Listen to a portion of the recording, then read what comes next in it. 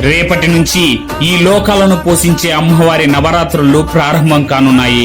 ఈ వీడియోలో అమ్మవారి 9 రూపాలను, ఆ 9 రూపాల అమ్మవార్లకు అత్యంత ఇష్టమైన పువ్వులు ఏంటో తెలుసుకుందాం. ఈ నవరాత్రులలో అమ్మవారికి ఇష్టమైన పువ్వులను సమర్పించి ఆ అమ్మవారి ప్రేమకు పాత్రులవుతారని ఆశిస్తున్నాం. నవరాత్రులలో మొదటి రోజు మాతా శైలపుత్రి అమ్మవారితో పూజలు ప్రారంభమవుతాయి. ఈ అమ్మవారికి ఎర్రమందారం అంటే మహా ఇష్టం. రెండవ రోజు మాతా బ్రహ్మచారిణి అమ్మవారికి పూజలు జరుగుతాయి. ఈ అమ్మవారికి గోవర్ధనం పువ్వు అంటే మహా ఇష్టం.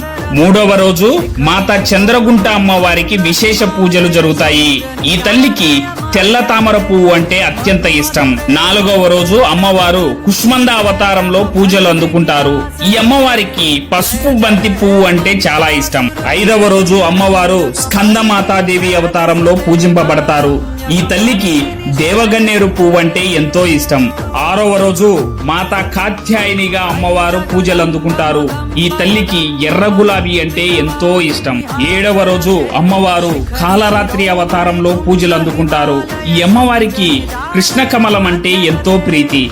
ఎనిమిదవ రోజు అమ్మవారు మహాగౌరి రూపంలో పూజింపబడతారు. ఈ తల్లికి నీల సంపంగి పువ్వు అంటే మహా ఇష్టం. తొమ్మిదవ రోజు అమ్మవారు సిద్ధదాత్రి అమ్మవారి రూపంలో దర్శనమిస్తారు. ఈ తల్లికి ఎర్ర తామర పువ్వు అంటే మహాప్రీతి.